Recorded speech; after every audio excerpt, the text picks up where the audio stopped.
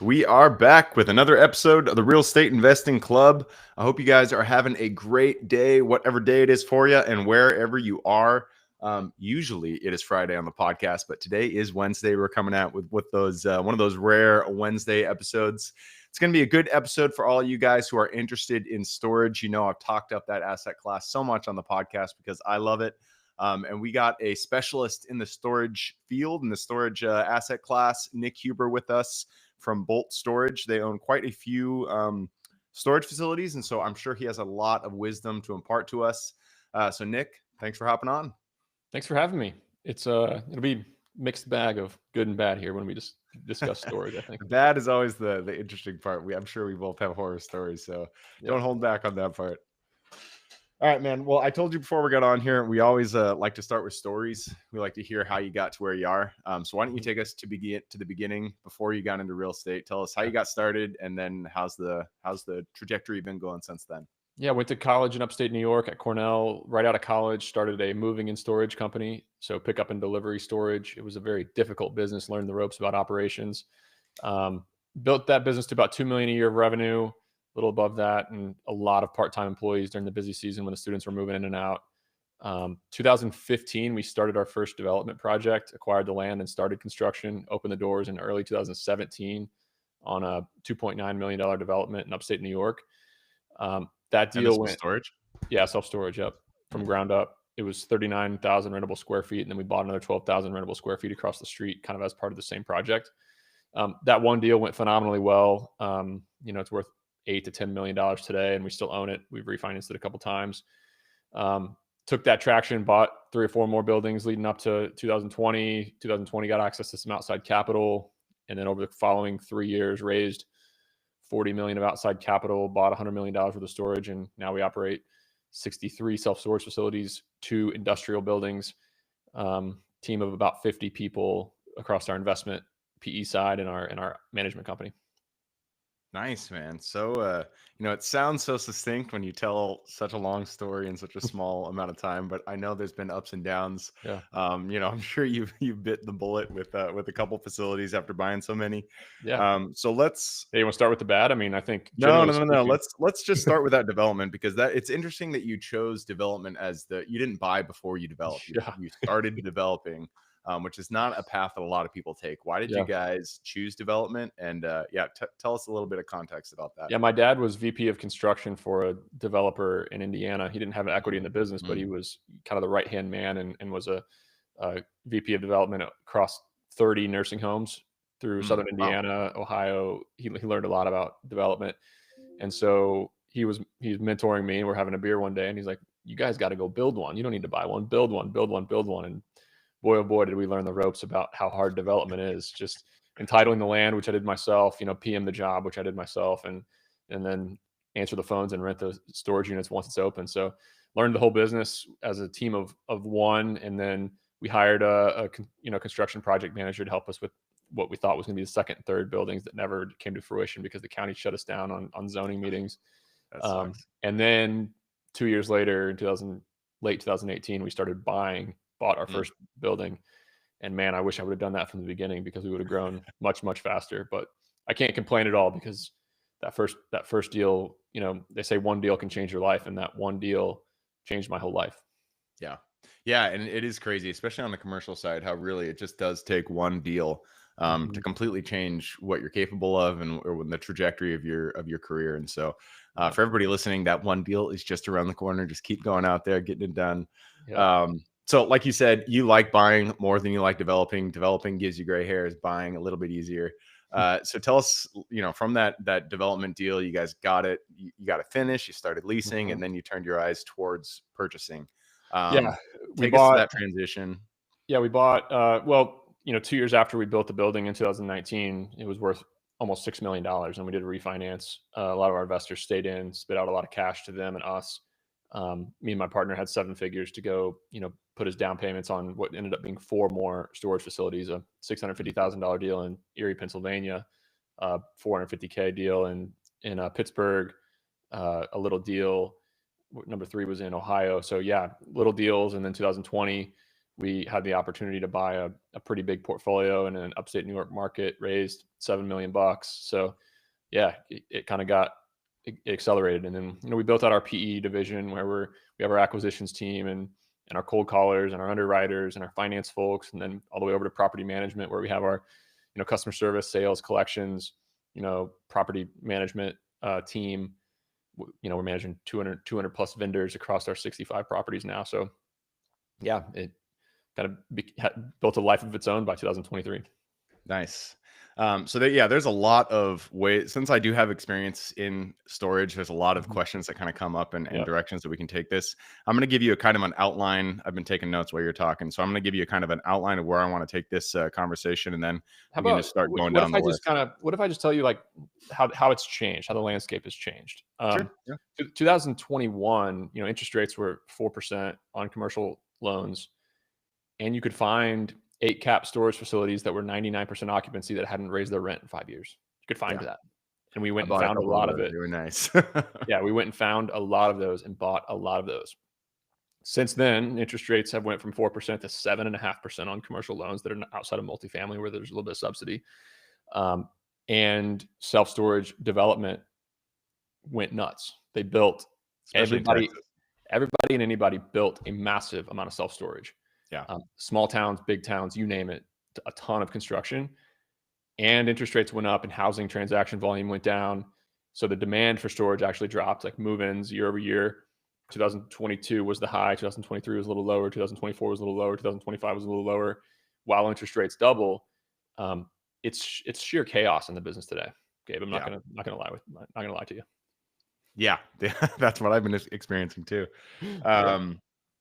So let's talk about specifically your acquisition strategy. And I guess I'm kind of coming from a perspective of deals that I don't like, and I'm curious what your perspective on them is.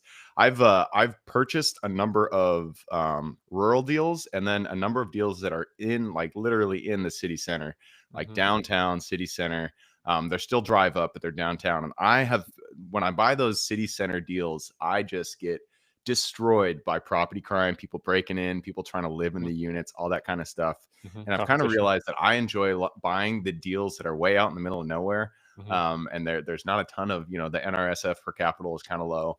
But the farmers can throw a building on their property for $30 a foot all in. Yes, exactly. And that's what I've kind of realized is like the rural deals, there might not be a lot of competition right now, but somebody can throw another one up for nothing. It's some of our rural deals are doing really well, and some of our rural deals have gotten demolished because somebody just keeps building. They built 40,000 square feet of storage in a town of 5,000 people. Yeah. So I think my acquisition strategy has been find yield. So we bought some in the city centers, we bought some in Florida, we bought some in Mississippi, we bought some in Indiana, Illinois, all the way up to Connecticut and New York. Our best performing deals are in areas where development's hard. Northeast. Okay. Washington. All the money flew to the South. Yeah. Everybody was after yield. Developers went nuts in the South, even in small towns like Ellijay, Georgia, Milledgeville, Georgia, Pensacola, Florida, have just gotten hammered by development. We bought a $1.5 million deal in Pensacola, Florida, luckily with only about $800K of debt, very luckily, because right across the street, Public Storage bought a facility and built a 50,000 square foot climate controlled building right across the street. And they rented 10 by 10s for $19 right after they built it. So, look, man, I haven't bought a single deal in 2 years, except small properties that are already on or near one of our current portfolios. That's a lie. 3 months ago, we closed on a deal in Kokomo, Indiana, a pretty big deal. I think we raised over $3 million. So yeah, there's yield few and far between, but I mean, now from an acquisition standpoint, we are underwriting a ton of deals every single week. All of them are at 60, 70, 75% occupancy. All of them have declining revenue year over year. For the first time in the history of self-storage, all the REITs, all the real estate investment trusts reported declining NOI 6 quarters in a row. No way. 6 quarters in a row. Public Storage, Extra Space, CubeSmart, all of them declining net operating income 6 quarters in a row. So you tell me, like we bought a ton of buildings on floating rate debt in 2020, 2021. I'm blessed and very lucky to say that we were wise when we acquired, and we got through every single refinance without any cash in from our investors. That's good. Yeah. Yeah. And I we're didn't, holding, I didn't, we're not going to lose any of our buildings, but I'll tell you, half of them are below projections. yeah. Luckily, all but one of our properties are actually sending cash to our investors, but not at the level we'd hoped on half of them, like I said. So if anybody's hoping that this was going to be a big pump up session on how to get into self-storage and why self-storage is a beautiful business, I think coming out of this self-storage recession that we've been in for the past 2 years, and I think may continue for another 2 years, there will be massive opportunity, of course, because prices are already starting to reset. People are getting out of the game. Many of the people who came in and bought 1-2 properties are trying to offload them and get out of the self-storage business. I don't blame them. Yeah, madness, my man. Hey, man. But that is what happens in any asset class that gets as pumped as Yeah. self-storage was. I mean, there was a lot of hype around it, and people got really excited about it. And so, it's going to be inflated, but that type of stuff always resets. You're going to have the up, and then there's going to be the downside to that as well, where people stop building self-storage. They stop adding square footage to every property or every metro out there. And then things start to stabilize a little bit. So Our plan all along was buy a building that's under managed, like they hadn't done the work to really drive leasing, really have digital marketing, have a good sales team that answers the phone, have a clean property, and then raise rents, like do standard revenue management inside the business. So that's generally worked for us. We bought a lot of properties that were full. We bought them, we cleaned them up, we raised rents, we brought in technology, we started digital marketing. We take a really leasing forward approach. On average, across our portfolio, we've raised rents 40% since acquisition, raised revenue. yeah. Revenue has increased on an asset that we bought on average 40% since we acquired it. But it's just a boring time in the business right now. We're fine tuning on our digital marketing, on our sales approach, on our revenue management. We're working on a lot of things inside the company, kind of waiting for the ball to drop on the acquisitions and kind of what we think will be a pretty busy couple years once it opens back up. Nice.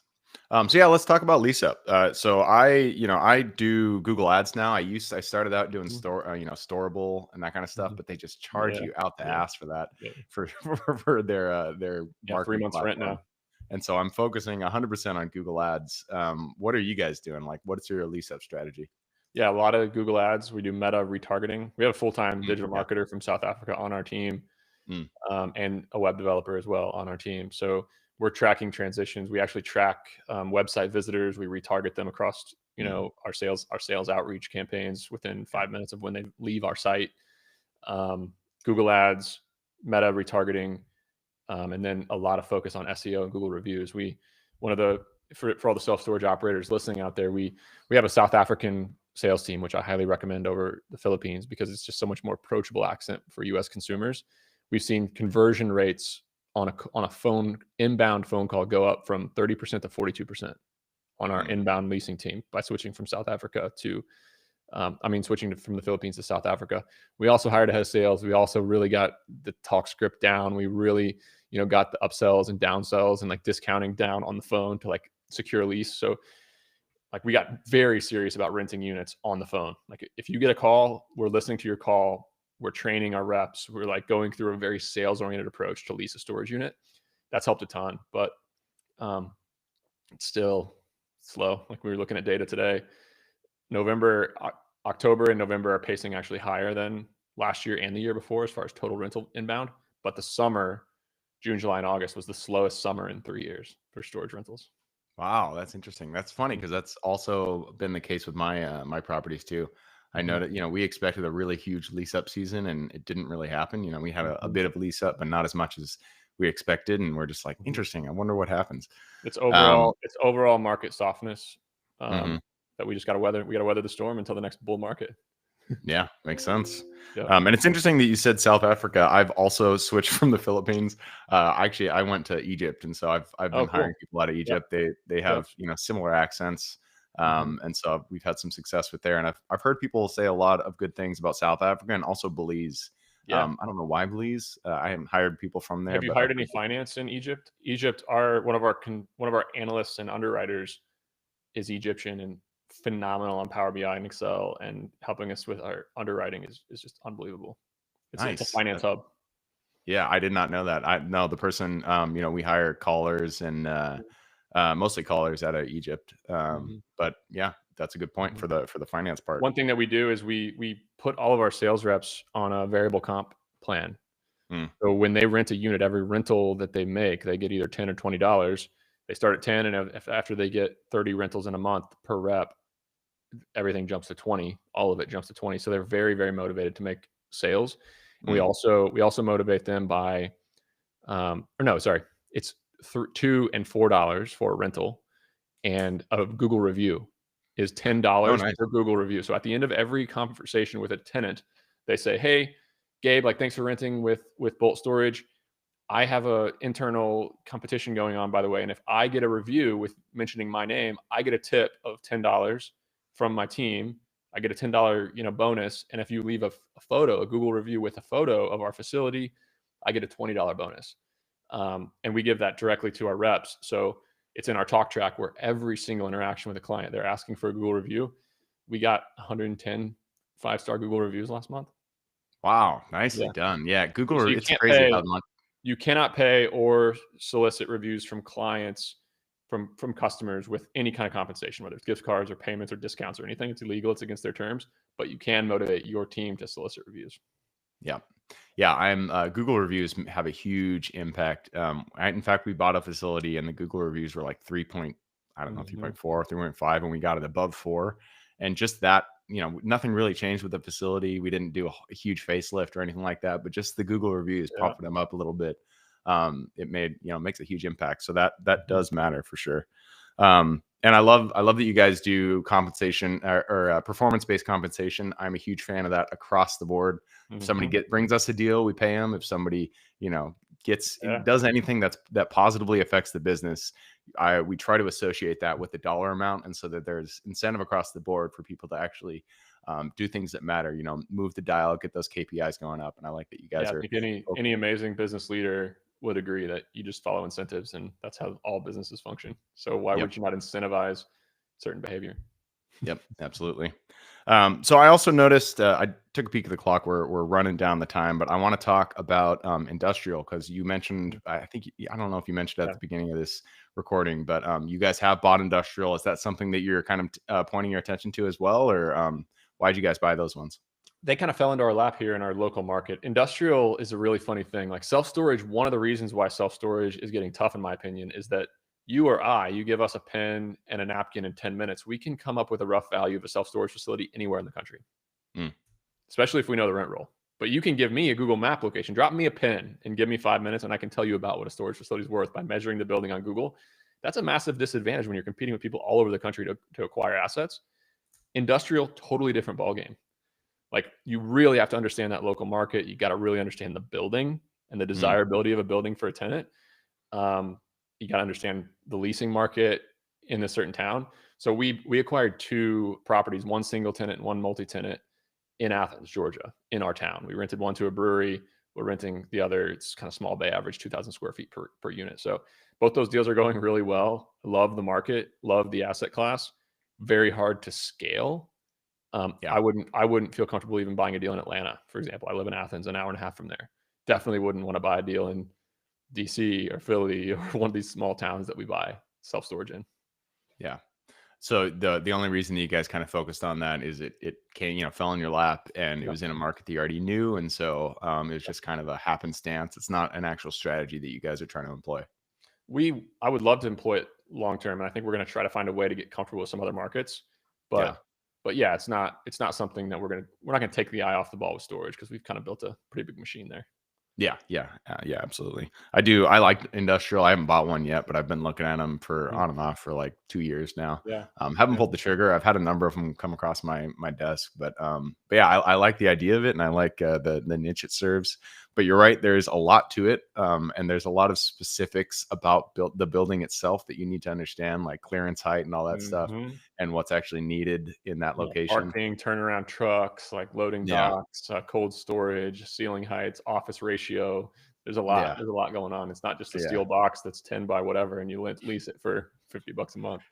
It's very easy to understand storage. It's just a door and some empty space that you need to fill. No toilets and bathrooms either. Yeah, exactly. All right, man. Well, it is 20 minutes on the dot right now, so I got to push us into the quick question round. Are you ready? Do it. All right. Starts with education. It could be any form. I need 2 recommendations, one for general life wisdom and then one for real estate. And this could be a book, a conference you've been to, a mentorship program you've been a part of, anything like that. Oh, he's going to the bookshelf. I wrote a book called The Sway Ooh, Startup. nice. It's probably half real estate, half operations, which I think people confuse those two. Like they're the same thing. Real estate is an operating company. You have to know how to lead, hire, lease, like sell, all those things. So yeah, that book would help folks quite a bit. It's called The Sway Startup. I'm also I'm a member of a mentor group called Hampton. Sam Parr founded it. Okay. Phenomenal people in there, and highly recommend it. It's just Hampton, HOM, Yeah, like the hotel. Yep. Okay, cool. And then your book, I'm assuming they can go on Amazon, Sweaty Startup, and look for it. Yep. The Sweaty Startup. Perfect.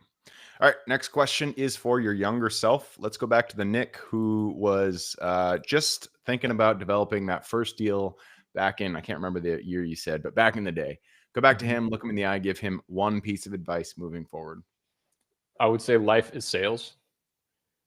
When you're getting started in any new endeavor, especially real estate, you have to get people to trust you from all angles. People won't sell to you unless they trust you. Vendors won't do business with you unless they trust you. People won't come to work for you, and because you're not reputable, you haven't been making payroll for 20 years.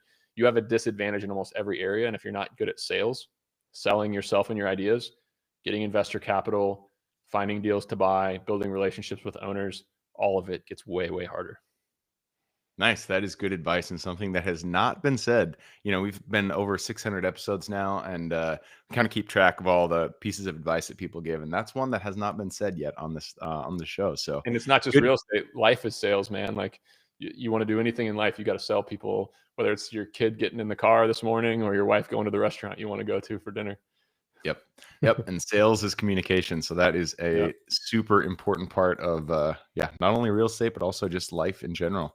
Moving us on to the next question. This is about the U.S. There is a ton of opportunity out there.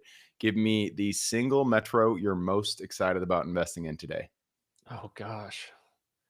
It's a double-edged sword, man. The South is growing, and the South has, a better government to do business in. But that, in turn, has attracted a ton of competition and a ton of capital. So you're way more likely to have development competition in the South. So I'm going to go with a dying town in the North called Elmira, Corning, Horseheads, New York. Definitely the first time that's been mentioned on the show. So right no, on. I mean, there's negatives up there as well, like property tax assessment risk and declining population. So you're just way less likely to have a developer pop a 70,000 square foot property across the street. Yeah, absolutely. That's funny because one of my I have underwriting criteria, and one of the ones that I absolutely will not back off of is a negative net migration. So if the population is going down, I just won't look at it. That's 99% of investors, and it's a wise way to invest. I'm not saying that there's anything wrong with that at all, but the capital is all searching for deals in these growing markets. Yeah, and that's what I was going to say is I feel like a lot of people do have that same criterion. So in those dying towns, there's really not a lot of competition. So yeah, it's a good point. My main piece of advice right now is going to be stick in the game. Like in the real estate business right now, if you can ride out this storm, if you can find a way to make money and find a way to stay in the game for the next 3 to 5 years, there's going to be 1/5 the amount of people competing with you as there was in 2022. Yep. Yeah. I've had a number of guys on the show who've been doing it since the 80s, and they just talk about how real estate is cyclical, and you just have to, the bad times are going to come, you just have to stick through it and then ride the wave as it goes up. And that's my buddy says, he's an older gentleman, and he says, there's many times in the real estate business where you have to sit on your hands for years. So rule number one that's hard. Rule number one is never do these deals and find a way to have enough money to where you don't have to do deals to pay your bills. And number two, pick up golf. That's funny. We've kind of taken a different approach. We started a second company. We're doing digital marketing for other companies now. Yeah. That's Yeah. digital marketing is something that I've been doing all my life, and we're pretty good at it. And so we're starting to market for other companies as a digital marketing company to kind of bide the time as we wait for the real estate market to tick back up. Yep. I'm like you. I haven't closed a self-storage deal. I haven't closed in probably over 2 years. We've been buying mobile home parks and RV parks. But yeah, it's definitely slowed down. There's not a ton of activity going on.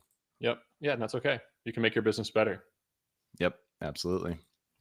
All right. Next question is about finding deals. It all starts with getting in contact with the seller and penning that purchase agreement. So, what is your favorite way to generate leads and find new deals? We have a cold calling operation of South Africans that make, 400 combined phone calls a day across 3 reps or 2 reps. Nice. And I'm not the guy to ask because we've only bought 1 deal in the past 2 years. Hey, that's okay. Nothing's But cold penciling, calling, man. People want too much money right now. So we're in the relationship building game right now, trust building game. We are meeting owners. We are talking to them. We are making sure that we're front of radar. We are, operating our business well, and it'll come around when the buying opportunities open back up. Like, we are going to be ready. We're going to be capitalized, and we're going to have those relationships. yep. Yeah. Strategically positioning yourself for the opportunity is the wise thing to do for sure. It is hard though, because when you haven't closed a deal in a while, you start to get the itch, and you look at deals and you're like, man, can I make this work? But the second that thought pops into your head, you got to realize that's the wrong thought. Making something work that's not the way to go. It has to work. It has to work on paper, without any magic, any like mental jumps. Yep. And so yeah, you gotta watch out for that. All right, next question is about lessons learned. I'm sure you got a lot of these. Not every deal goes the way we expect it. In fact, pretty much every time something's going to go wrong, and that's when we get to learn a lesson. So, what was a deal that went a little bit sideways for you, and then what was the lesson you pulled from it? Actually, the best lesson I had was a deal I didn't do. My CFO is very wise, and he is amazing. He's very risk averse. I'm risk on. I'm very ambitious. He's ambitious as well, but he also is a little bit wiser with risk. He went on vacation for 2 weeks and he was out of the office, and I put 2 deals under contract while he was gone. He gets back and he looks at the deals and the purchase prices, analyzes the deals, and he calls me and he's like, Nick, these deals are shit. We can't do these deals. And I'm like, whoa, whoa, whoa. Like, I'm the boss here, man. This is kind of what I want to say. But of course I didn't say that. Of course I was like, whoa, okay. Like, why do you think that? And, over the next day, he talked me out of it. And I'm the one who made the call to these brokers. They're the only 2 contracts we've dropped since we started. And we dropped the deals. And I think dropping those 2 deals saved us an insurmountable amount of stress and headache over the past 2 years, because we were indeed going to overpay. Well, so what was the specifics about the deal? It was just the cap rate, or Yeah, I was just too ambitious with our lease up, too ambitious with our rent increases, and underestimating a little bit of expenses, like hitting it from a couple different angles to where, I thought it was going to stabilize at a 9 cap, and he knew it was going to stabilize at a 7. yeah. And when you stabilize at a 7 cap and your interest expense is 7.5%, you have a negative, debt constant, and you're not making any money on your cash flow gets major hit. So our investors wouldn't have been thrilled. Nice. Yeah, that is a bullet dodged right there. Yeah. All right. On the obverse of that, sometimes things go right, and they kind of stick out in our mind as those special deals that we really enjoyed doing. So, what was your highlight reel? Give me the single deal that is one of your favorites. Yeah, it's got to be that first development that just changed everything for us. We built it from the ground up for 2.4, bought the building across the street for 500 grand, so we're all in for 2.9 million on this deal, and yeah, it's worth 8 million today, doing over north of 100 grand a month of revenue. It's just incredible. So that one deal, I could have never done another real estate deal, and it would have kind of paid me a salary for the rest of my life, which is pretty unbelievable. It's crazy. Yeah. No, that's awesome. All right. Next question is about raising money. It takes money to make money in real estate. So, what is your favorite way to raise capital?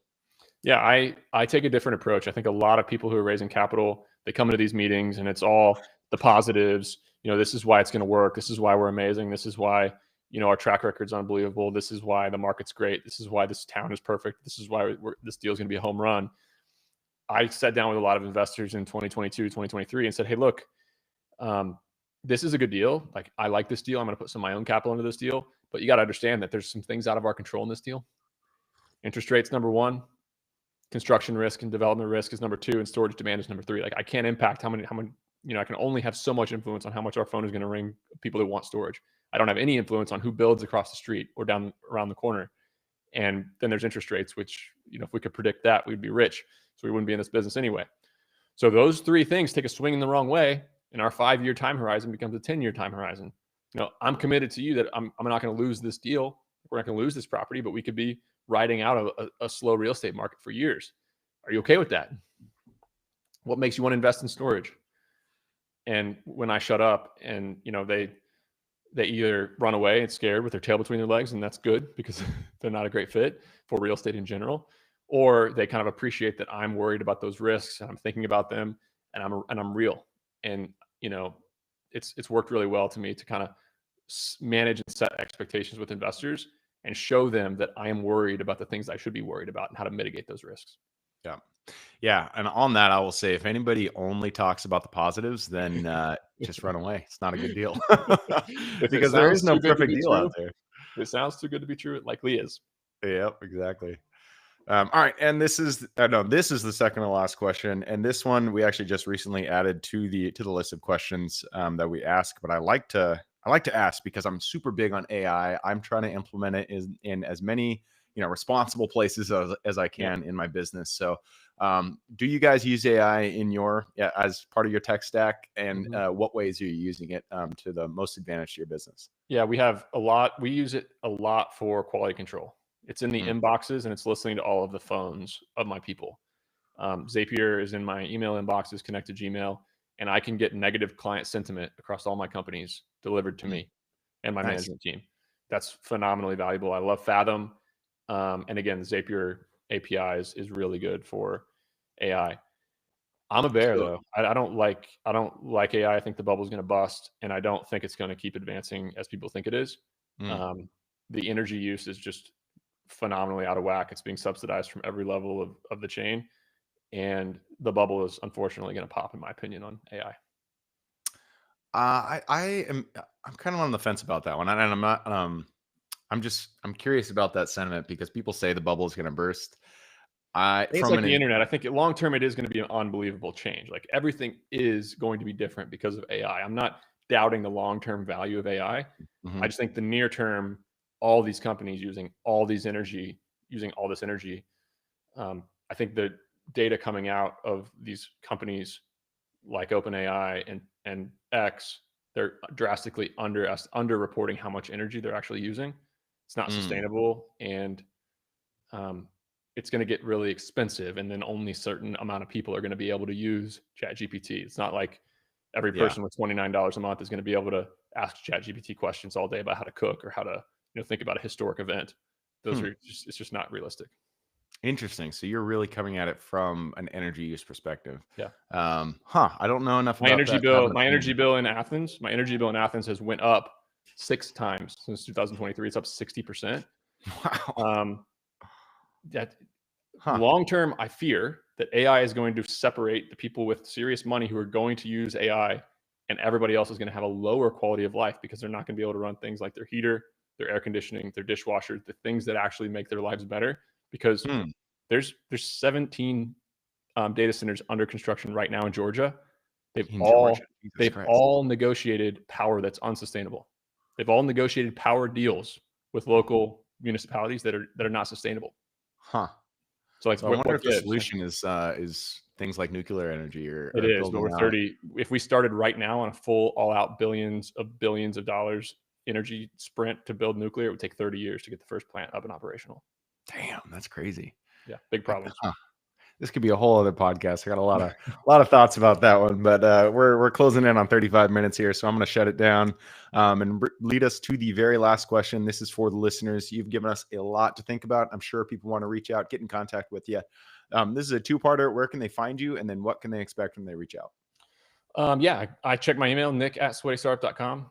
Me, my executive assistant, and my head of media are in there reading every single message. Can't guarantee that I'll respond to every single one, but if you want to get in touch with me, I have a social media presence on X @SweatyStartup, Instagram @SweatyStartup, And yeah, I got a podcast on real estate, podcast on small business. And then the best way to get a look into my story and my mind is my book, The Sweaty Startup, which I read the audiobook, and it's a good way to get in touch. You read it. That's awesome. You read the audiobook. That's pretty cool. All right. I'll put those links in the show notes. So if y'all want to reach out to Nick, all you got to do is click the little more in the description. It's going to pull down that full description, and in there you can find his links. All right, man. That wraps it up. Thank you very much for hopping on the show. Thanks for having me. Absolutely. For everybody who's with us today, thank you guys for showing up. You are the reason we do this. So if you guys have any questions, reach out to me, Gabe, with therealestateinvestingclub.com. If you guys want to support the show, just leave us a review or a comment or anything like that. Other than that, I hope you guys have a great week. Keep rocking real estate, and I look forward to seeing you on the next episode.